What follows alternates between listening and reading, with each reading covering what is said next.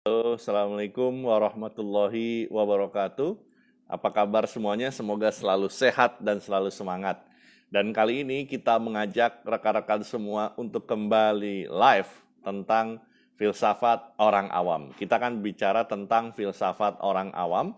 Dan kali ini kita akan berbicara kembali dengan rekan saya, Dr. Aan Rukmana, dosen filsafat Paramadina. Tentang apa?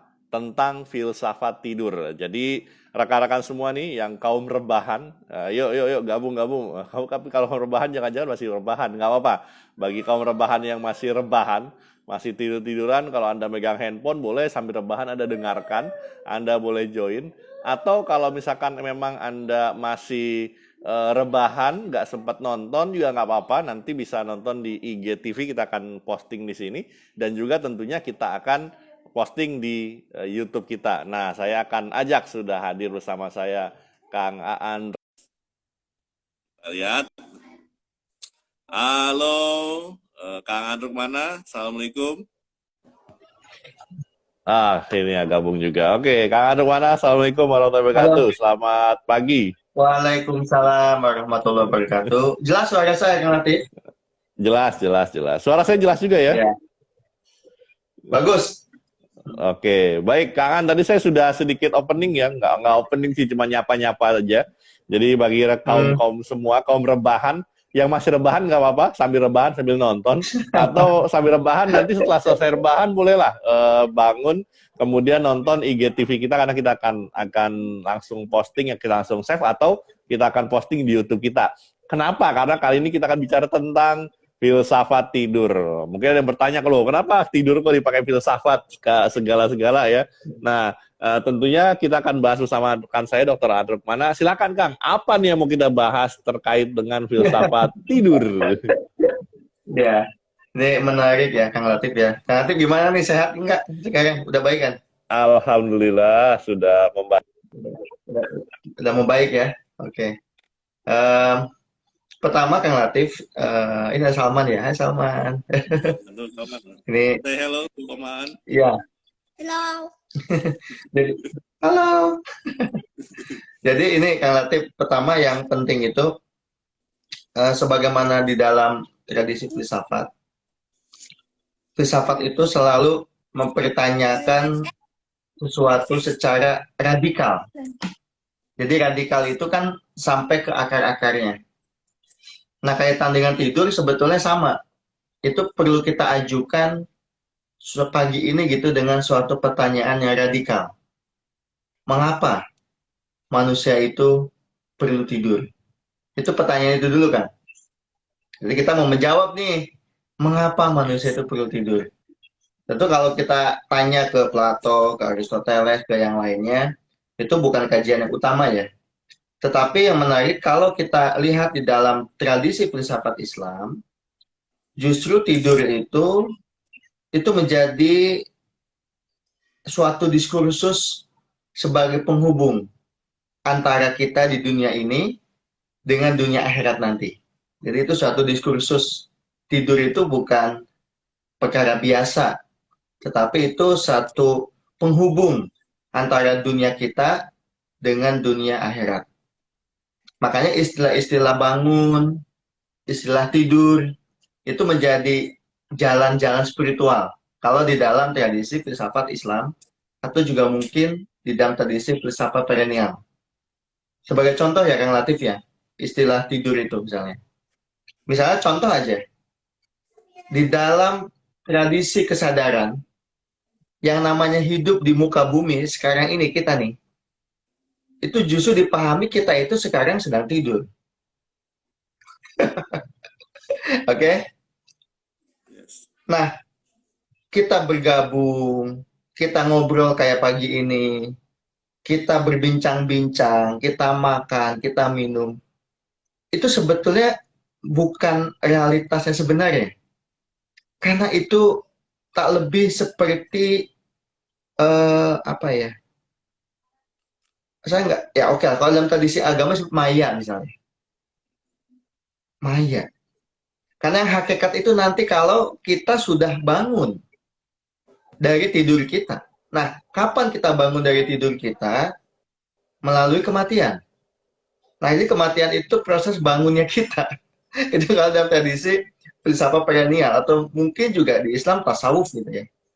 Makanya kita kan diminta untuk misalnya mutu qabla anta mutu. Mutu kepada Matilah mutu. sebelum mati. Yes. Itu sebetulnya bukan dimatikan bunuh diri, bukan ya. Tetapi dengan mematikan ego, maka kita akan bangun. Nah, itu akan ada bangun, yakzon. Jadi yakzon itu adalah orang yang di saat memang sedang tidur, tetapi sebetulnya yakzon. Kita itu bangun kesadarannya. Jadi ada Sadar. kesadaran yang dibangunkan. Conscious. Dan conscious yang dibangunkan itulah biasanya diwujudkan dalam bentuk mimpi. Jadi mimpi-mimpi itu bukan bunga tidur sebetulnya. Jadi mimpi-mimpi yang kita punya itu sebetulnya terjadi pada suatu alam disebut sebagai alam perantara atau alam misal. Jadi mimpi itu bukan bunga tidur gitu. Makanya kenapa banyak tafsir-tafsir mimpi ya. Ibnu Sirin misalnya itu kan menjelaskan tentang tafsir mimpi. Bahkan seperti Nabi Yusuf juga kan berusaha memahami masalah-masalah masa depan melalui mimpi misalnya dan sebagainya. Jadi mimpi itu bukan perkara bunga tidur biasa gitu. Bahkan kalau dalam tradisi Islam kan kenapa kita diminta untuk istikharah ketika kita kebingungan. What next? What should I do gitu ke depannya. Karena itu juga disampaikan di antara melalui mimpi. Nah, artinya mimpi itu kan terjadi di saat kita tidur. Nah, ini jadi bukan Yes. perkara yang sesederhana yang kita pikir hanya dengan memejamkan mata begitu. Karena kalau kita ulas tidur kan, hanya dalam tradisi medis, ya itu jelas lah. Dengan kita tidur ada peremajaan ya kan ya, ada Yes. peremajaan. Makanya Ada kenapa healing, kalau kita self healing tidurnya di sana. ada healing di sana, kalau kita tidur kemudian kita tidurnya benar ya, ya tentu kita pun akan bangun dengan fresh dan kembali sehat. Seperti bayi gitu kan, baru lahir kan. Jadi dibangunkan lagi kita itu dengan satu apa kesegaran tersendiri lah. Karena kita tidur. Makanya orang nggak tidur bahaya kan? Orang tidur itu Yes. bisa sampai kepada kegilaan. Dari sisi kestabilan jiwa, fisiknya juga bisa rusak begitu lama-lama kalau tidak tidur. Karena nggak ada peremajaan ya kan ya. Tidak ada Yes. peremajaan dari sel-sel yang kita punya. Kira-kira begitulah. Nah, kan nanti saya akan cerita khusus mengenai mimpi di saat kita tidur. Itu juga tema penting yang perlu kita angkat supaya nanti teman-teman di mana-mana ngerti bahwa fenomena tidur itu bukan fenomena sembarangan. Itu adalah fenomena spiritual. Nah, nanti kita akan masuk ke sana. Ya kan, Latif ya? Yes, oke. Jadi rekan-rekan yang baru join nih, kita akan bahas tadi jadi dari sisi filsafat dan juga nanti kita dari sisi keseharian kita, tentunya filsafat yang keseharian. Tadi kita akan bahas kenapa sih tidur, itu kenapa kita harus tidur, tadi bahas sekilas oleh Kang Aan, lalu kemudian juga tidak hanya bahas dari dimensi fisik, karena kalau dimensi fisik pasti kan kita juga bisa baca literatur fisik, tetapi literatur kesehatan juga, tetapi kita bahas dari sisi spiritual, dan juga dari sisi-sisi yang non-physical. Ya, kita akan bahas itu. Dan menariknya Kang Aan memang bahkan tidur ini kalau orang melihat ya di sebuah di sebuah hotel itu ada sampai menyediakan 11 bantal, 11 macam bantal agar orang bisa tidur gitu. Kalau tidak nyenyak dengan satu bantal ini, dia bisa minta request bantal yang sesuai dengan anatomi tubuhnya, bahkan seperti itu. Bahkan orang yang tidak bisa tidur pun sampai datang ke dokter. Orang-orang insomnia itu saya pernah punya beberapa kenalan yang insomnia itu bisa sampai 2 hari, 3 hari tidak tidur. Dan itu mereka sesungguhnya tersiksa. Karena memang secara fisik juga pasti akan berpengaruh, secara mental juga sangat berpengaruh. Yes, jadi ini yang kita akan bahas. Nah, boleh Kang, nanti kita bahas juga sekarang, kita akan mulai masuk ke dalam kenapa kita harus tidur, dan bagaimana pandangannya. Tadi kan sekiranya sudah dijelaskan, oh ternyata memang tidur ini bagian dari hal yang spiritual yang kita bisa bahas. Bahkan kalau dalam Islam sendiri kan, kalau kita baca doa pun Bismillahirrahmanirrahim ahya wa amut gitu ya, hidup dan mati gitu. Ternyata karena sesungguhnya ketika tidur pun kita sebenarnya adalah sebuah mati yang mungkin sejenak ya. Nah, bisa Kang Aan silakan bahas kenapa kita harus tidur dan seperti apa kajiannya dari secara lebih lengkap ya. Tadi sudah sekilas ada pembukaan. Ya.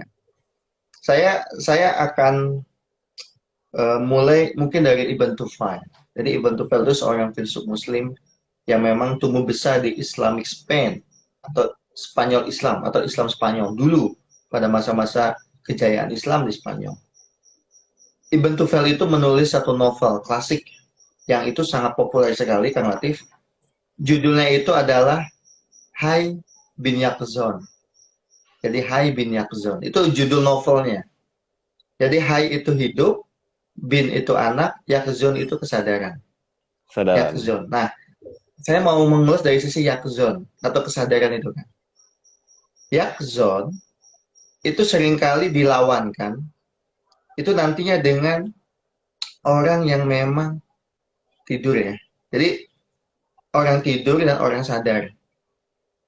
Jadi di dalam tradisi filsafat ya, orang tidur itu ya betul-betul kita menjadi objek ya. Jadi di saat kita tidur ya kita jadi objek gitu. Tetapi yang seringkali kita lupakan bahwa ketika kita tidur, sebetulnya ada yang memang sedang lahir dan tidak tidur, yaitu kesadaran kita. Yaqzon, dia itu sadar. Makanya kenapa di dalam sebagian kaum arif, mereka justru mengecek tentang apapun melalui tidur kan. Mimpi. Jadi melalui mimpi. Gitu. Kenapa itu bisa dilakukan? Karena mimpi itu seperti yang tadi saya ulas di awal Kang ya. Itu bukan tidur. Mimpi itu adalah di saat kesadaran kita. Itu lahir, bukan lahir. Bangun, terbangun kesadaran kita. Dan kesadaran kita itu kan terhubung dengan alam mithal. Oke, saya ulangi, alam mithal. Alam mithal itu bahasa mudanya alam perantara. Alam antara mana? Antara al-madiyat itu alam-alam fisik, alam-alam material, dengan al-ilahiyat, dengan alam-alam ilahiyah nantinya. Jadi ada satu alam tengah, di mana ketika kita tidur itu sebetulnya kesadaran kita masuk ke alam tengah tadi kan. Nah, alam tengah inilah banyak terjadi peristiwa-peristiwa. Dari sisi ingatan, itu kita masih menyimpan ingatan al-madiyat, ingatan-ingatan dunia, itu masih terekam. Tetapi entitasnya, itu sudah bukan lagi entitas material. Contohnya agak ini dikit ya, jadi contoh. Yes. Misalnya di alam misal itu kan, atau alam mimpi, kita melihat orang yang udah meninggal. Atau mungkin kita melihat masa kecil kita. Apakah entitasnya itu nyata? Itu nyata.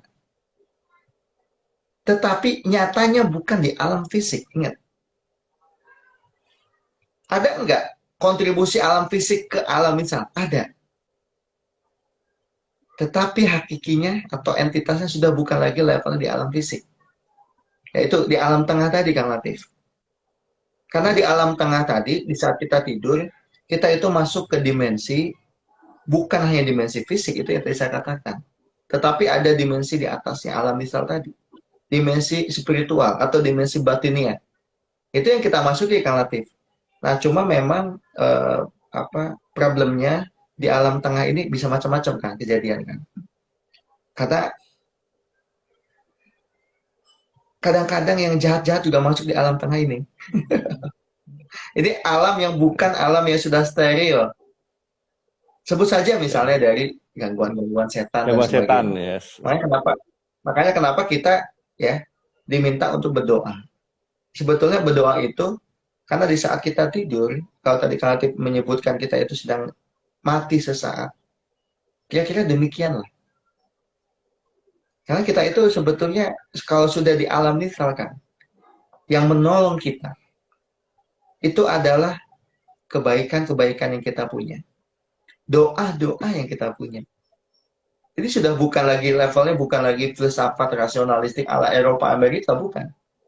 Justru di alam-alam tengah tadi itulah kan kita memang akan ketemu dengan banyak-banyak informasi lah. Nah, itu yang menurut saya harus kita ingatkan. Nah, orang-orang arif kenapa tahu bahkan ada tafsir mimpi ya Kang ya? Karena mereka itu mendengar dari banyak orang cerita itu. Sebenarnya pendekatan agak empiris sih, dia ngedengar oh cerita ini, oh maksudnya ini gitu. Tetapi yang paling penting adalah Kang Latif, bahwa alam mimpi itu bukan alam biasa. Ya, itu alam yang kita dapatkan memang di saat kita menidurkan diri kita. Nah, kemudian di saat kita bangun, di mana alam mimpinya? Itu pertanyaan. Ada.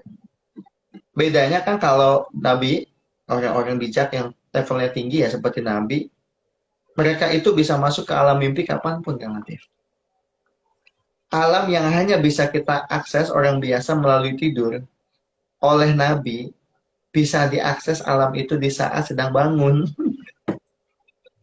Makanya jangan heran kalau misalnya suatu saat Nabi melihat lonceng, kemudian melihat Jibril misalnya di lonceng itu. Atau misalnya ketika melihat apapun, Nabi tahu tentang dimensi lain. Itu kan di alam-alam misal kejadiannya kan. Tapi karena beliau adalah sosok Nabi, nanti kapan-kapan kita bahas juga kan filsafat kenabian ya Yes, kan Latif ya. yes, boleh, Filsafat siap. kenabian nanti kita bahas. Itu Nabi itu punya akal yang aktif yang selalu bisa berhubungan dengan dunia batin tadi kan Latif. Nggak terganggu. Makanya konsep kenapa Nabi maksum, nah, maksum itu bebas dari segala maksiat dan sebagainya, karena beliau punya akses langsung kan ke sana. Nah, orang-orang kayak kita itu bisa masuk itu ketika kita tidur, ya kan gitu. Makanya tidur ini saya sih nggak apa ya, nggak ngebahasnya hanya dari sisi tadi kedokteran, bidan atau apa ya, karena ada dimensi lain yang lebih penting masalah tidur dan bangun tadi.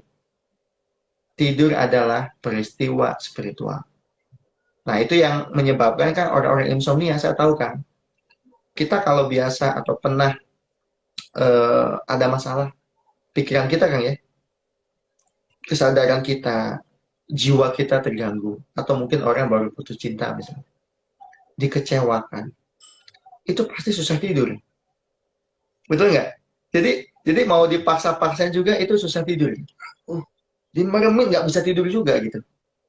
Karena ternyata tidur itu kan, sekali lagi, sangat terkait juga dengan jiwa kita. Yes. Makanya kalau jiwa kita tidak tenang, itu susah itu tidurnya. Ya nggak tenang-tenang amat lah, tapi nggak banyak pikiran. Itu bisa tidur. Maafkan. Gitu kayak Yes. relatif pengantarnya ya. Ada Ya, saya ngopi dulu. jadi ya, jadi tidur itu Oh, bukan hanya sekedar dimensi fisik rekan-rekan semua, tapi adalah dimensi ya. spiritual juga, dimensi pikiran juga, dimensi psikologis. Jadi kalau Anda para kaum rebahan yang biasa rebahannya enak tuh, juga kalau misalkan suatu saat sedang putus cinta, sedang ada masalah, bahkan sedang mungkin besok ada pekerjaan yang masih tertunda, besok harus dikejar deadline, atau mungkin adalah kalau anak kecil tuh kalau besok mau berangkat kemana gitu ya, mungkin kita pernah mengalami Nah, juga, wah itu nggak bisa tidur juga, tuh bukan juga karena masalah, tapi karena membayangkan besok mau ngapain nih tempat yang dia mau kunjungi. Jadi lagi-lagi ketika kita mau tidur bukan hanya masalah dimensi fisik, tapi tadi Kang An sudah bahas dimensi spiritual, dimensi juga psikologis, dan itu sangat berpengaruh juga ke salah keseluruhan. Nah Kang An, menariknya adalah tadi kan sudah dibahas dari satu sisi. Nah, ketika kita bahas dari sisi tidur, dari sisi yang lain, adakah pandangan-pandangan yang lain? Mungkin kan pasti ada banyak pandangan. Rasanya gue tidur aja tuh. Kalau nggak bisa tidur kan tinggal minum obat tidur selesai gitu ya. Itu ya. nah, bagaimana dukungan medis terkait dengan tidur tersebut? Apakah juga bisa membantu ketika kita nggak bisa tidur, ya udah minum saja obat tidur, dan itu apakah juga malah mengganggu dimensi psikologis dan dimensi spiritualnya, Kang? Ya, betul. Makasih Kang Latif. Nah, betul. Memang tidur bisa nggak kalau kita insomnia gitu? Ya, minum obat tidur. Yang bisa tidur memang. Itu diintervensi oleh obat. Bisa nggak? Bisa. Karena tidur bukan hanya peristiwa spiritual. Ada juga peristiwa fisiknya. Itu yang saya sebut. Yes. Jadi, tidur itu mengandung dua hal tadi. Peristiwa fisik sekaligus peristiwa spiritual. Cuma kan orang kebanyakan kan melihatnya hanya dari sisi peristiwa fisik ya. Makanya kenapa kemudian kita bisa mengintervensinya. Karena kalau udah urusan fisik kan, ilmu-ilmu yang terkait fisik, seperti kedokteran misalnya, itu bisa digunakan untuk mengintervensinya. Nah, tetapi kemudian yang kita juga nggak boleh lupa adalah kualitas tidur. Nah, ini kan harus juga didiskusikan kan nanti. Karena Yes. tidur itu kan bukan hanya semata-mata memejamkan mata, tetapi berkualitas tidak. Karena ada orang yang kemudian mungkin minum obat penenang segala macam, ya itu kan jatuhnya kan ya ya memang menenangkan, tapi kan ketenangannya bukan ketenangan yang hakiki ya. Tapi itu ketenangan paliatif, jadi tenang yang dipaksakan untuk tenang. Karena kita sudah nggak sanggup untuk menenangkan diri, kayak begitu. Nah, sedangkan tidur yang betul-betul berkualitas tadi, ya tidur yang memang berdasarkan satu kesadaran yang sangat tinggi. Makanya kenapa relatif orang-orang yang punya tingkat kesadaran spiritual tinggi, nggak perlu lama tidurnya. Ini saya mikir ya, saya bilang kenapa ya? Dulu misalnya orang-orang soleh itu kok bisa tidur sebentar ya? Misalnya tidur 3 jam, ya. Tapi sehat-sehat aja kan? Yes. Dan usianya panjang. Jadi kalau ada misalnya sekarang secara medis, tidur berkualitas itu 8 jam. Betul nggak? Kan itu kan ada tuh Yes. teorinya tuh. Pokoknya Betul. kalau 8 jam badan akan fresh. Tetapi ternyata di sisi lain ada orang-orang soleh yang memang justru mereka mengurangi tidur kan. Tidurnya itu paling 3 jam. Nah pertanyaannya, kok bisa ya cuma 3 jam, tapi tetap sehat-sehat aja gitu. Tapi ada juga kan yang 8 jam, ya masalah terus juga gitu. Nah, Dan tetap lemas artinya ya, dan apa? tetap lemas. Ya tetap lemas gitu kan. Kan artinya kan memang harus ada yang namanya satu cara pandang. Nah ini filsafat kan terhadap peristiwa tidur yang dimiliki oleh kita sebagai manusia. Tentu beberapa hal di antara gini Kang Latif. Kita nggak bisa menafikan kalau manusia itu bukan hanya dimensi fisik yang dipunya oleh kita, tapi kita punya dimensi batin. Dan itu kapan bisa kita lihat? Di tidur sebetulnya. Ya makanya kualitas tidur yang baik itu kan sebetulnya kalau dimensi fisik dan batinnya itu berjalannya itu bersamaan kan. Ya, makanya orang Yes. kalau berjalan bersamaan, apa istilah itu khusyuk ya hidupnya ya. Itu biasanya kan dia bisa nyetel dirinya gitu. Saya mau tidur, tinggal tidur. Makanya ada orang yang tidur itu cepat, yang cuma sebentar tidur berkualitas, habis itu kan ada orang yang saya pokoknya jam 5 bangun. Itu nggak pakai alarm, nggak pakai apa. Tidur jam berapapun bisa jam 5 bangun loh kan. Yes. Atau contoh lain. Misalnya saya mau bepergian dari Jakarta ke Bandara Soekarno-Hatta gitu kan. Pagi-pagi nih, jam 5. Itu biasanya kita kalau mau tidur pun nggak tenang-tenang amat ya. Itu artinya apa? Saya sih tidur fisiknya, tapi tetap ada jiwa yang itu nggak tenang, takut kesiangan. Itu sama halnya dengan anak kecil yang kalau besok mau ada wisata atau apa, malamnya nggak tidur kan, gelisah tuh sama Membayangkan ya. kasarnya ya, membayangkan. Nah, itu kan maksud saya itu yang nggak boleh kita nafikan gitu kan nanti. Jadi kualitas tidur, nah itu juga harus jadi satu refleksi kita ya pagi ini Kang ya. Nanti mungkin pertanyaan selanjutnya Kang Latif, gimana supaya tidur berkualitas? Nah saya juga mungkin mau tanya Yes. Kang Latif nih. Kang Latif pernah nggak memiliki satu momen kualitas tidur yang paling bagus? Kapan dan bagaimana itu bisa terjadi? Nah, ini saya balik tanya nih, kapan coba? Iya. Kapan Kang Latif? Tadi malam tuh saya juga tidur nyenyak ya. Saya hampir tiap malam, alhamdulillah, selalu tidur nyenyak. Kalau tidak punya banyak pikiran, Oke. kalau tidak banyak pikiran. Jadi pertama adalah betul, artinya secara fisik dan mental itu sangat berpengaruh dalam kualitas tidur kita. Nah, saya pasti kalau mau tidur itu biasanya kalau itu tidak punya banyak pikiran dan tidak punya banyak beban-beban itu pasti akan tidur sangat nyenyak.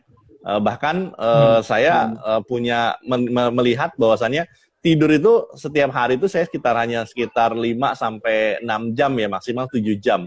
Dipaksakan tuh nggak bisa. Dipaksakan nggak bisa. Kalau dipaksakan tuh mau kita rebahan lebih lama juga itu sangat-sangat susah sekali. Tetapi pertanyaannya kapan sangat berkualitas adalah ketika tidak punya beban apa-apa. Maka saya punya satu kebiasaan yang untuk bisa mengurangi itu. Sebelum tidur itu semua tidak istilahnya gitu, tidak buka pekerjaan. Pekerjaan dalam artian ya sudah pekerjaan besok gitu ya. Jadi ada namanya closing day. Closing day itu adalah ketika kita sudah mau 2 jam atau 3 jam mau tidur itu udah kita tidak usah mikirin pekerjaan karena begitu kita mikirkan pekerjaan yang besok itu sangat pasti pekerjaan itu tidak akan pernah selesai. Itu pasti tidak bisa tidur dan itu pasti akan main handphone dan main segala macam. Jadi ketika tidak ada pikiran tentang pekerjaan yang membebani kita di besok hari, tidak ada pekerjaan atau mental yang akan membebani, dan juga terakhir adalah saya menggunakan kalau dalam Islam ritual saya adalah sambil zikir dan saya mendengarkan, biasanya ada satu momen tuh saya selalu mendengarkan, pertama adalah Al-Quran, yang kedua adalah ceramah. Itu selalu menemani saya.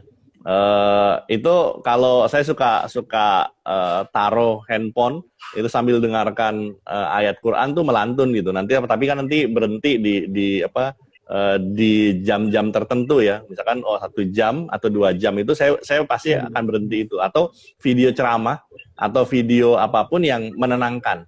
Jadi itu adalah bagian dari bagian dari menurut saya adalah self hypnosis, karena saya certified hipnoterapis. Jadi bagi saya sebelum saya tidur saya akan melakukan semacam healing dulu.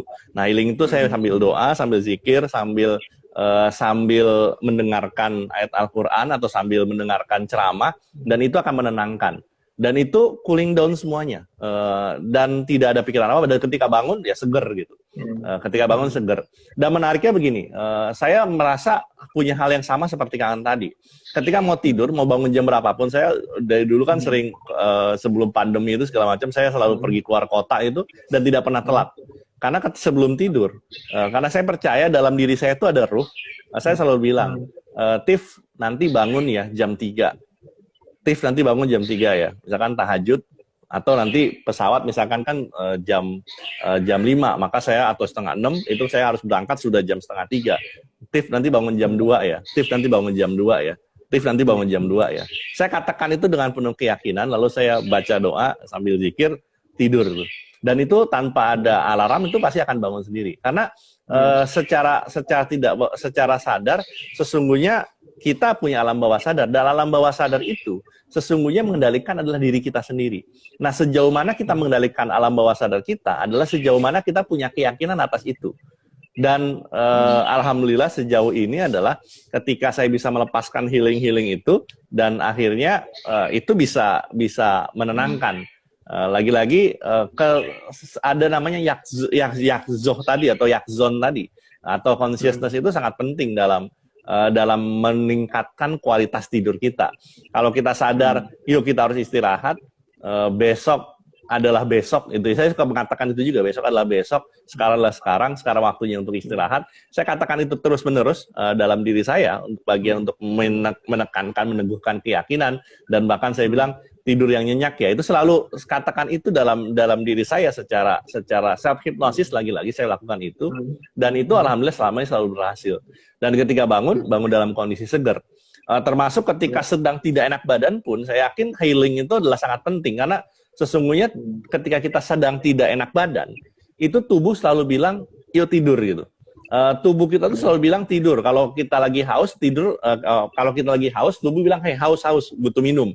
Ketika kita butuh makan, perut akan bilang lapar. Nah, sesungguhnya ngantuk itu sinyal.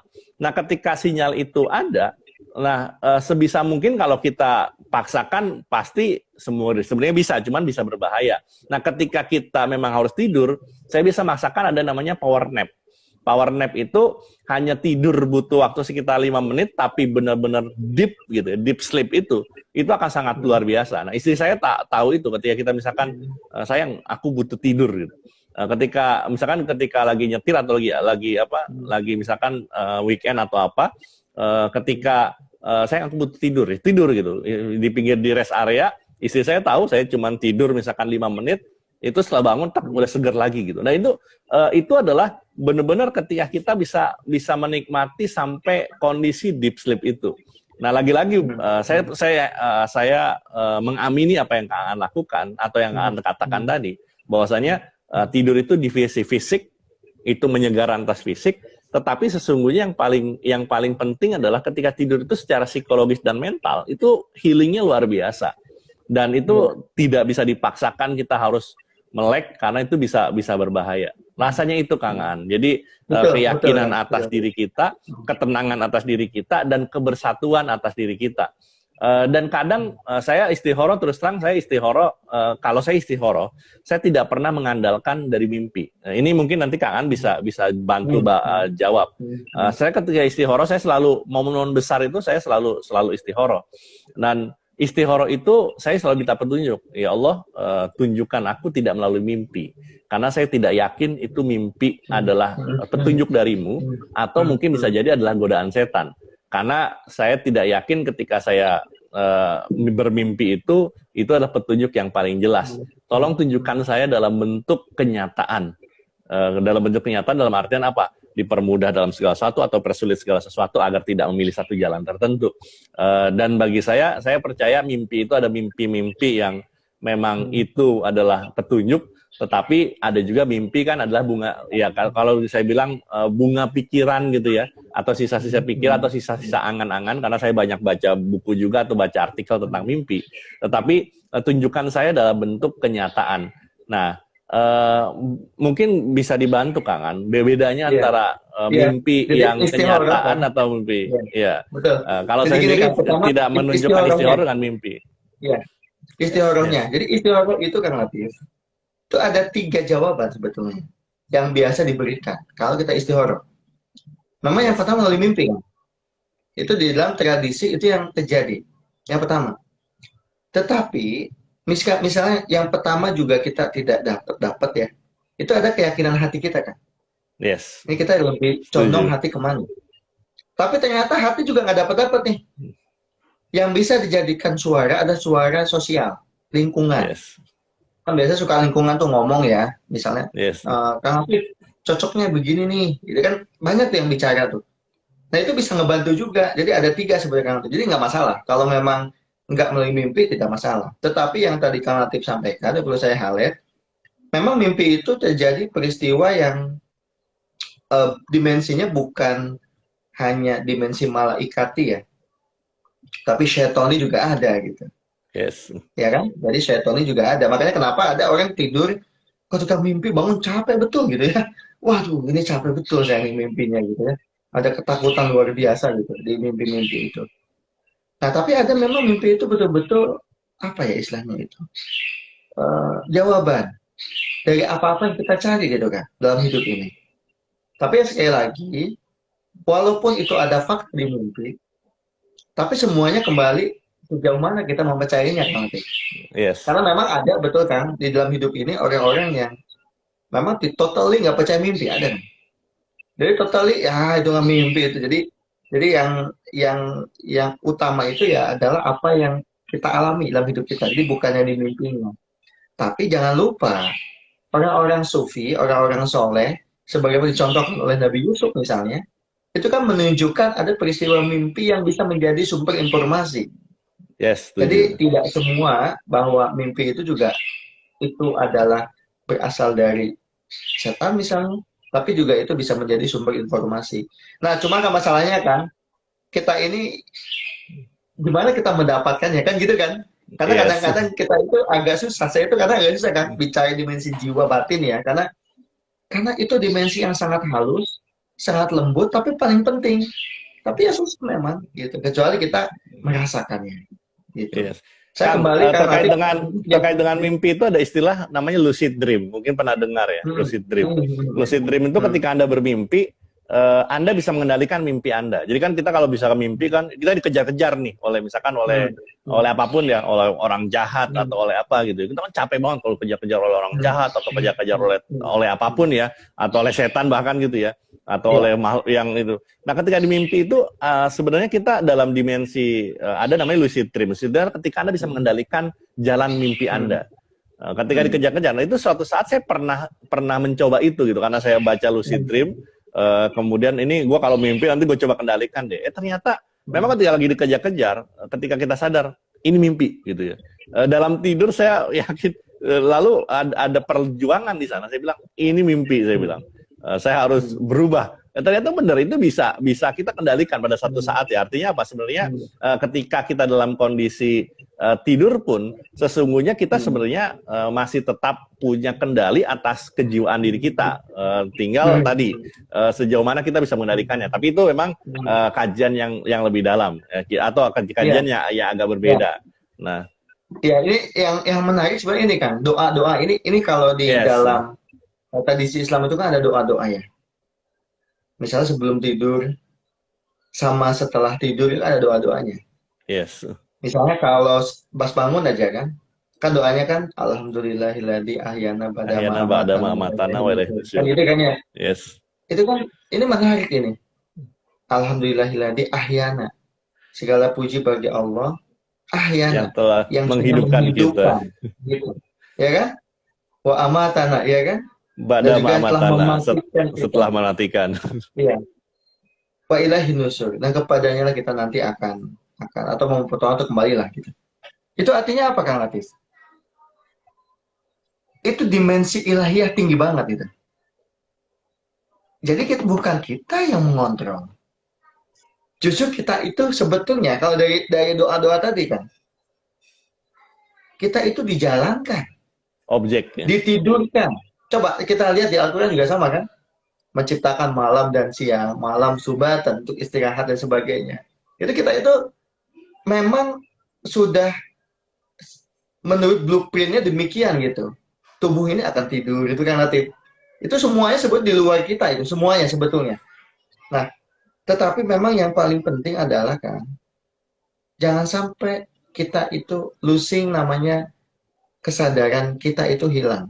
Karena saya tuh concern ya, apa di filsafat Kang ya, kita itu hidup harus dengan kesadaran.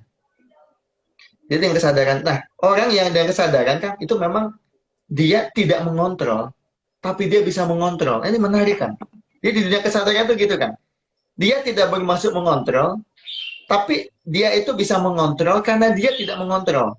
Nah, gimana itu bahasanya ya? Jadi sama dengan orang, dia tidak merubah karena dia sendiri perubahan. Dan saya baru paham kan Latif, kenapa di dunia-dunia ya filsafat misalnya, ya seperti apa yang dikaulkan oleh Rumi misalnya kan. Ya aku sih nggak mengubah orang ya, tapi aku mengubah diriku sendiri gitu. Maka orang jadi artinya berubah. Apa kan? Ya kan? Fokusnya itu ternyata bukan lagi-lagi orang lain gitu kan. Jadi perubahan itu ya terjadi pada diri sendiri. Dengan perubahan itu artinya kita bisa ngontrol kan. Tapi ngontrol yang muncul bukan karena kita ingin mengontrol kan. Tapi karena kita digerakkan untuk mengontrol itu. Sama kayak tidur juga begitu kan. Lalu peristiwa Kang Latif tadi yang dicontohkan tuh menarik Kang Latif.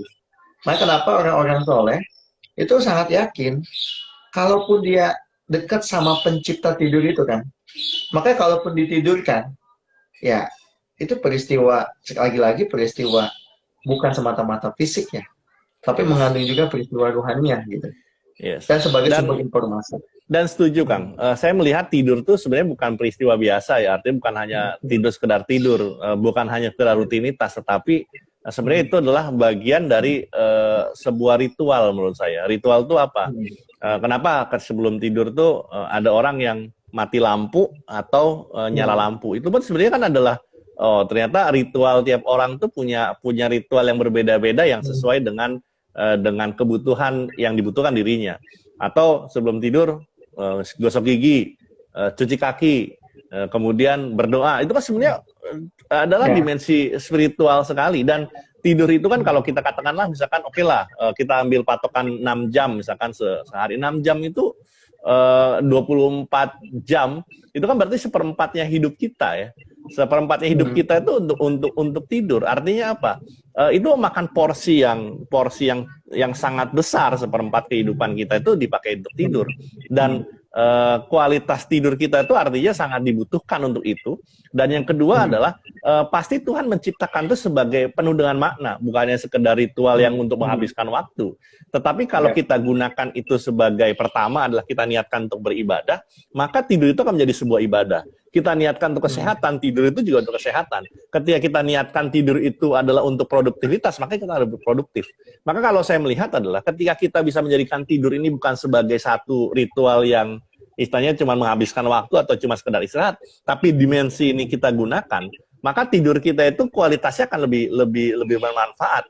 Bahwasanya tidur itu bisa meningkatkan kualitas fisik kita, tidur bisa meningkatkan kualitas ibadah kita dan kita jadikan sebagai ibadah, tidur itu menjadi produktivitas kita, meningkatkan produktivitas kita. Dan kalau kita niatkan yang lain adalah tidur itu bagian dari keseluruhan untuk mengabdikan daripada Yang Maha Kuasa, itu menurut saya adalah tidur yang bukan sekedar tidur, tetapi adalah tidur bagian dari perjalanan yang penuh dengan makna. Rasanya itu yang perlu kita tekankan pada diskusi kali ini. Artinya tidur bukan hanya sekedar untuk rebahan, kemudian nutup mata, lalu kemudian Anda bangun pada kondisi jam tertentu.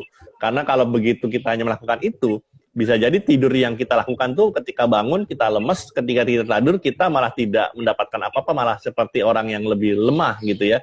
Tetapi ada juga tidur hanya sebentar tapi sangat berkualitas tadi, bangun dalam kondisi yang luar biasa fit. Nah, bagaimana menilai, tadi Kang Aan bertanya pada saya, bagaimana menilai tidur itu berkualitas atau tidak?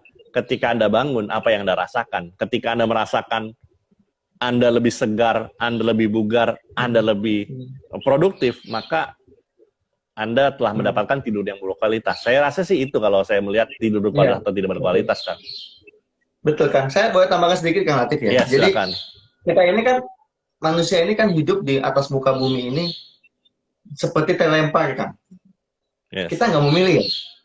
Tapi kita kan dilahirkan. Kan nggak ada orang yang lahir sendiri kan. Dilahirkan. Kita dilahirkan ke dunia ini. Ada namanya dimensi waktu, kan. Dimensi waktu itu selalu berjalan. Ada masa lalu, ada masa kini, ada masa depan. Selalu begitu. Terus. Nah, peristiwa tidur yang dilakukan oleh kita itu seperti menarik sejenak dari temporalitas tadi, kan. Seperti ditarik sejenak, hirup pikuk, habis itu dikembalikan lagi.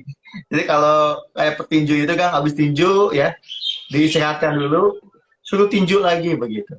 Makanya tadi yang berkali-kali Kang Latif sampaikan, healing. Nah, itu menurut saya itu penting ya kita pahami dalam tidur kita gitu. Karena dengan cara begitu ya tentu kualitasnya akan naik sih, itu kira-kira. Makanya kenapa sih Kang, orang kan pengen tidur kalau zikir segala macam, kan sebetulnya itu kan. Dia lebih tenang. Dan saya Kang Latif, saya pernah mendampingi kebetulan orang dalam posisi sakaratul maut. Nah, ini yang menarik, kan. Jadi saya pernah mendampingi orang yang udah sepuh dalam posisi sakaratul maut. Saya kebetulan diminta untuk mendampinginya. Saya melihat gitu ya.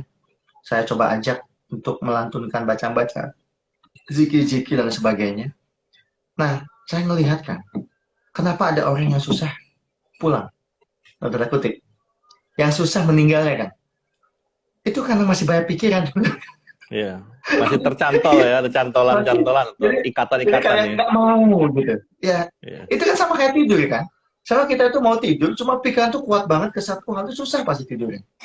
Itu sama dengan orang berpulang, kan. Jadi kalau orang berpulang itu kan, itu sebetulnya sama kayak tidur, kan. Tapi ya prosesnya itu lebih lama tidurnya, kan gitu, kan. Tapi sekali lagi, kan, meskipun prosesnya lama, dibangunkan lagi setelah kematian itu lama, bukankah kita tidur 8 jam juga, kalau kita tidur, rasanya cuma sedetik, betul nggak? Yes. Makanya kenapa katanya sih orang kalau banyak tabungan kebaikannya, kan, kalau nanti meninggal gitu ya, dia kan tidur itu, dibangunkan nanti hari kiamat, itu rasa cepat gitu ya. Ya sama dengan tidur, itu kan kayak tidur sama. Tapi kalau orang yang banyak pikiran, kan, terlalu banyak PR lah yang nggak selesai, ketika tidur kan ke bawah-bawah tuh. Makanya tidurnya rasanya lama, betul kan? Ini kok mimpinya datang terus gitu. Nah, jadi memang sangat syarat muatan spiritual lah peristiwa tidur itu. Kan. Nah, sisi ini yang kadang jangan dibahas, Kang, di mana-mana, Kang Latif. Karena orang lebih ngelihatnya untuk fisik gitu sih. Yes, setuju.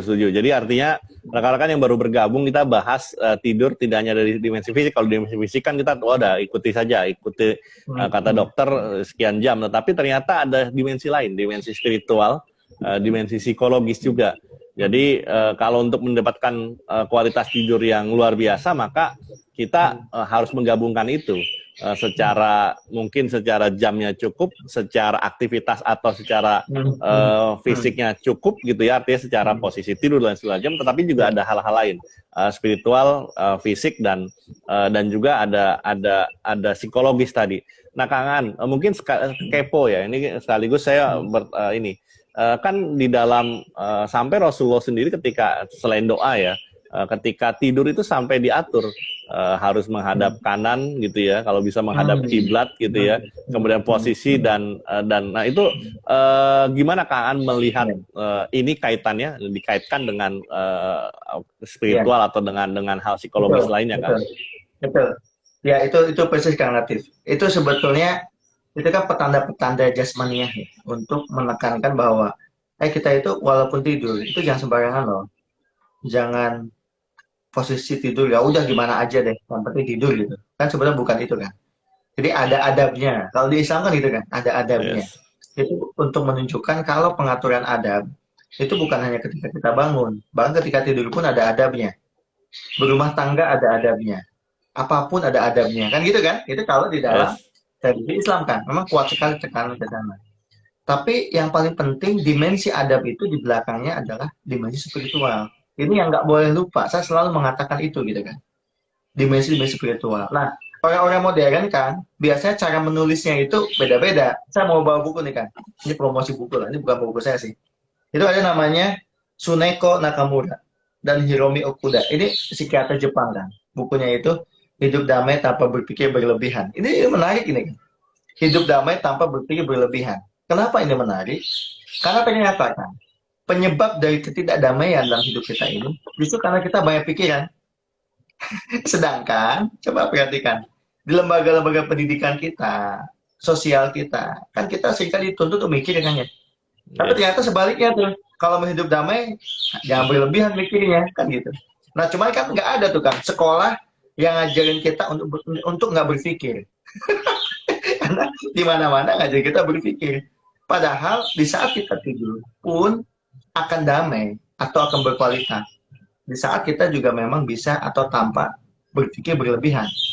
Karena kalau berpikir berlebihan, bener deh, susah itu tidurnya. Pasti susah. Saya pernah ngiri sih Kak. Saya pernah suatu saat itu ngisi acara di Bekasi ya, dari Bekasi. Saya lihat di pinggir jalan itu ada pekerja, waktu itu jalan tol layang. Ada tidur di bawah kan. Jadi di samping sungai gitu, mereka pada tidur ya. Dan tidur pakai apa aja tuh kan. Kadang di atas tanah, di atas ini, dan nyenyak sekali. Saya mikir, wah ini orang tidurnya tanpa berpikir berlebihan. Karena kadang-kadang kita kan udah hotel mewah, hotel bintang 5 sekalipun, tetap aja kan bisa tidur kan. Yes. Gelisah ke sana, ke sini gitu. Jadi ya tadi memang sangat terkait juga dengan berpikir. Jadi selain dimensi spiritual, tidur juga sangat berpikir, sangat terkait dengan sejauh mana kita bisa memiliki seni untuk tidak berpikir secara berlebihan. Kita bisa overthinking ya. Yes, ada istilah overthinking. Yes, that is right. Itu istilah anak sekarang ya, overthinking ya. Itu sumber penderitaan itu kalau kita overthinking ya. Yes, overthinking juga berbahaya, tidak berthinking juga bahaya ya. Iya, jadi saya memang menarik kan. Kalau dalam dimensi rasionalitas, kita kan diminta mikir. Tapi kalau dimensi spiritual, kita diminta nggak mikir. Yes. itu menarik itu. Diminta justru nggak mikir begitu. Karena ternyata hidup yang nggak mikir itu adalah hidup yang sebenarnya. sedangkan kalau di filsafat sebaliknya, hidup yang tidak pernah diperiksa secara filosofis, kata Socrates ya, adalah hidup yang tidak pernah layak untuk dijalani. Jadi kita mesti memeriksa terus tuh. Yes. Nah, gimana Kang An melihat balancing itu kan? Satu sisi kita overthinking juga tidak boleh, satu sisi tidak berpikir pun sebenarnya ya juga tidak boleh juga, karena sesungguhnya hidup itu menuntut kita juga untuk bergerak. Nah, bagaimana cara balancingnya atau keseimbangannya, Kang? Iya, ya itu bagus itu kan. Itu sebetulnya pertanyaannya terkait kita itu mau ngisi dimensi apa sih? Apakah rasio kita atau hati kita? Itu kan sebetulnya itu pertanyaannya. Karena kalau udah dimensi hati kan, dimensi batin, memang nggak usah mikir. Kalau dimensi itu gitu. Tapi kalau dimensi rasio, ya kita mesti banyak berpikir. Gimana balancingnya? Tentu masing-masing ada ada kelemahan ya. Kalau hanya itu, contoh misalnya kan, orang yang hanya mengandalkan perasaan saja. Hidup ini semuanya masalah perasaan. Kalau itu agak susah jalan kan. Karena apa-apa itu akan selalu dirasani. Iya kan? Apa-apa tuh. Sama halnya kalau orang overthinking kan. Apa-apa pikiran aja. Dianalisa dulu. Ya kita pun nggak bisa gitu. Nah gimana cara menyeimbangkannya? Tentu balancing tadi dengan konsep kalau orang Cina nyebut ya Chung Yung kan. Jadi Chung Yung itu jalan tengah, middle way. Jadi Middle jalan way. tengah itu juga ternyata itu sumber kebijaksanaan. Jadi kita jalan tengah itu begini kan, bahasa agama gini. Jadi Ausatiha ya, kalau dalam bahasa iya, Arabnya iya betul. ausatiha ya. Betul, Khairun nas, ausatiha. Jadi iya, iya. khairul Kalau umuri amalia ausatiha. Betul. ausatiha. Sebaik-baiknya perkara adalah tengah-tengah. Itu itidal kalau bahasanya Ibn Miskawai. Atau Chung Yung kalau dalam tradisi Chinese philosophy gitu, Chung Yung. Jalan tengah. Nah, jalan tengah itu ya tadi kan sama. Kita eh, nggak gini. Kalau dipuji, ini bahasa populernya ya. Karena kita filsafat awam, saya lupa itu. Kalau dipuji, kita tidak bangga. Tapi kalau dicaci maki, kita tidak marah. Itu jalan tengah itu. Iya. Itu jalan tengah tuh Kang Latif tuh. Makanya kita kalau berpikir, kalau dalam bahasa lain, boleh nggak berpikir? Berpikir boleh. Tapi kemudian setelah itu kita nggak usah berpikir lagi.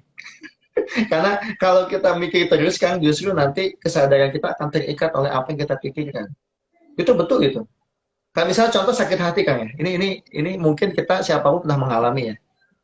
Sakit hati itu ternyata semakin besar kalau kita mikirin sakit hatinya. Betul nggak Kang Latif? Jadi kalau misalnya Yes. saya disakiti seseorang lah, itu saya pikirin terus, saya bayangkan, saya imajinasikan. Wah, itu makin luka itu. Yes. Iya kan, makin luka kan? Nah, kapan itu nggak akan luka? Kalau saya melepaskan itu gitu. Nah, makanya ada satu teori lain kan, kita pernah bahas sedikit, namanya Mihaly Csikszentmihalyi. Mungkin pernah dengar ya? Yes. Teori flow teori itu, teori ngalir. Jadi Ngalir. ya memang Flow. harus dialirkan kan. Nah, ini yang menarik kan ternyata kenapa ya? Kalau di dalam tradisi keilmuan seperti yang kita bahas ini, itu sama bahasanya. Kayak misalnya Mihaly Csikszentmihalyi bilang mengalir. Jadi kalau kita luka, biarkan luka itu lewat gitu kan. Karena ada waktunya itu. Ya, luka nih dilukain orang nih, biarkan itu lewat gitu. Jadi ngalir. Imam Syafi'i ingat ya Kang Latif dulu di pesantren? Kan itu ada kan? Kita diminta untuk safir, tajid awadon aman tufarituhu. Kan itu kan Yes. ngalir juga kan? Betul. Ya kan? Wa in salatoba Iya, wa in lam yajri lam yatib. Kalau tidak Lam mengalir yatib. itu air yang tidak mengalir itu biasanya airnya akan buruk atau Betul. akan ini. Yes. Betul. Betul. Jadi itu yang saya maksudkan, selalu ada gitu. Nah sama peristiwa tidur juga itu peristiwa tengah-tengah sebetulnya Kang Latif. Karena kita kalau melulu misalnya tidur dipikirin, kita susah loh tidur Kang Latif. Benar kan? Yes, betul. Atau didominasi perasaan berlebihan juga kita nggak bisa tidur nyenyak. Nah, tapi memang controlling yang jalan tengah ini, nah ini perlu kebijaksanaan lain kan. Makanya perlu perlu ikut latihan, kajian ya. filsafat ya. Perlu kajian filsafat awam ini. Yes, yes. Jadi kalau Anda susah tidur ikut kajian ini Anda akan nyenyak tidur gitu ya. Karena kita tidak punya masalah tidur. Saya alhamdulillah tidak punya masalah tidur ya. Jadi bahkan pelor kadang ya, nempel pelor kan nempel molor gitu ya. Karena memang tapi lagi-lagi bukan berarti tidur berlebihan ya ketika kondisi sangat butuh. Kita tahu kok kapan kita butuh tidur dan kapan kita butuh tidak tidur. Sebenarnya kita sangat tahu itu.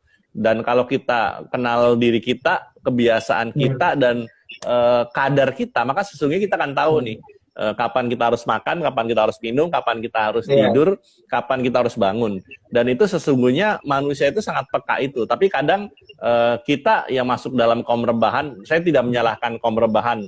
Yang saya kadang highlight adalah kalau berlebihan. Kalau Anda mau rebahan, saya juga termasuk kaum rebahan gitu. Tetapi rebahan tidak berlebihan ya. Kalau yang masuk dengan kaum rebahan adalah kaum yang berlebihan dalam rebahan sehingga mengurangi produktivitas diri kita. Nah, kalau kita tahu sinyal-sinyal itu, kita biasa untuk lebih peka terhadap sinyal itu, sesungguhnya itu akan membuat kita lebih aware dan akan membuat kita lebih tahu kapan harus bersikap. Saya sih melihat itu, Kang Aan. Jadi seringkali kita memaksakan diri kita push to the limit, padahal sesungguhnya manusia itu sebenarnya ada limitnya gitu. Dan sebelum sampai pada limitnya, sesungguhnya kita harus mulai mengerem, Kang ya. Iya. Kita memang harus tahu ilmu, kalau bahasanya Cak Nun ya, MH Ainun Najib itu, hidup itu harus tahu kapan kita ngegas, kapan kita ngerem. Kapan harus ngerem, yes. Jadi harus tahu, itu ada bukunya tuh. Jadi hidup itu harus tahu kapan kita ngegas, kapan kita ngerem. Gitu. Karena itu berpengaruh kemana-mana kan. Termasuk ke tidur kita, itu pengaruh. Hidup yang ngegas ngerem itu ya justru itu akan mempengaruhi tidur kita itu gitu. Maka ya betul Kang Latif ya, kalau mau ibaratnya kunci bahagia itu kapan sih ya? Di saat kita bisa tidur berkualitas. Sebenarnya orang yang tidur berkualitas itu bisa kita prediksikan dia bahagia. Tapi biasanya kalau tidur gak berkualitas itu pasti problem. Makanya kita itu nggak bisa menafikan Kang ya, bahwa manusia itu kan satu kesatuan utuh ya, semuanya gitu. Jadi ada satu masalah itu mempengaruhi yang lain. Makanya sebisa mungkin kita kurangi masalah-masalah yang ada itu, supaya nanti yang lain nggak terganggu. Kita susah tidur, kita akan masalah di bangunnya kita. Masalah dibangun akan masalah di tidur kita. Jadi itu satu kesatuan utuh yang saling terkait ya. Yes. Jadi kalau Anda bangun tidur, Anda merasa tidak segar, nah kita lihat lagi sebelum tidur atau saat tidur, sesungguhnya adakah yang mengurangi kualitas itu ya? Kira-kira begitu ya Kang ya? Iya betul. Makanya hayulah kita mengkualitaskan tidur kita gitu. Mengkualitaskan tidur kita. Nah, kalau Anda setelah ini mau tidur lagi silahkan lah, itu hak Anda ya. Tapi pastikan tidak ada kewajiban yang tertunda dengan tidur kita. Kira-kira begitu Kang ya. Betul. Jadi itu mungkin sudah jadi ini Kang, jadi apa yang bisa sampaikan Kang di penghujung ini Kang Latif ya. Yes. Mungkin saya mau menyampaikan ya managing life itu penting Kang. Jadi mengatur hidup kita itulah. Makanya ada istilah kalau dalam tradisi filsafat ya, itu namanya mindfulness kan. Itu istilah yang mindfulness itu biasanya orang kalau punya mindfulness yang itu bagus Kang ya, itu biasanya dia bisa ngatur kok. Kapan fisik ini tidur, kapan bangun gitu Kang Latif. Jadi yang namanya kebahagiaan saja itu bisa di-style kok Kang Latif. Jadi bukan nggak bisa di-style, bisa di-style kok kebahagiaan itu. Jadi bukan kita nggak bisa ngatur diri kita, sangat bisa. Tapi ya tadi dengan satu kesadaran utuh ya, atau mindfulness. Di saat kita luka ya kita harus sadar, oh ya aku sedang terluka, itu biasa. Nanti ada momen juga di saat oh aku sudah tidak terluka gitu. Jadi ada saat aku terluka, ada saat aku tidak terluka. Jadi itu kita nyetelnya. Makanya mindfulness itu mempengaruhi Kang Latif. Jadi kalau mau berkualitas tidurnya, ya kita mesti belajar itu untuk punya kesadaran yang lebih tinggi lah. Hidup damai tanpa berpikir berlebihan. Itu juga kunci tidur kan? Kunci tidur. Yes. Jadi kalau Anda sekarang mindfulness, kemudian healing itu kan salah satu yang sedang ngetren ya di kaum muda. Dan Anda cukup nonton kajian ini setiap subuh ya, Minggu ya silahkan Anda akan menemukan itu. Sebenarnya kita kan bahas juga itu, tetapi dari sisi sudut pandang yang berbeda. Dan cari healing itu sebenarnya nggak usah susah-susah juga Kang ya. Nggak harus ke puncak sehingga pengennya healing tapi terjebak macet 16 jam gitu ya, yang kemarin terjadi itu viral. Jadi Anda cukup rebahan di rumah dengan kualitas yang luar biasa, healingnya tuh lebih maksimal ketimbang Anda harus terjebak pada atau terikat pada satu syarat tertentu untuk bisa menikmati kebahagiaan. Rasanya itu Kang, mari kita berbahagia tanpa syarat. Terima kasih banyak. Ya, sama-sama Kang Latif. Makasih juga. Ya, rekan-rekan semua yang sudah bergabung, terima kasih banyak ya. Mungkin kami sadar juga mungkin ada ikut dari awal sampai akhir, atau mungkin Anda hanya sekilas ngintip, atau mungkin juga Anda masih belum ikuti kajian ini. Silahkan nanti bisa nonton di IG kita, atau juga kita akan broadcast di YouTube kita. Terima kasih banyak Kang Aan, selamat beraktivitas. Selamat tidur lagi kalau mau tidur ya. Kita akan rutin setiap pekan insya Allah ya. Kalaupun tertunda paling kita akan bahas lagi di tema berikutnya. Terima kasih banyak. Assalamualaikum warahmatullahi wabarakatuh. Kita akhiri Kang Aan. Waalaikumsalam warahmatullahi wabarakatuh. Terima kasih Kang. Terima kasih. Mari. Assalamualaikum. Assalamualaikum.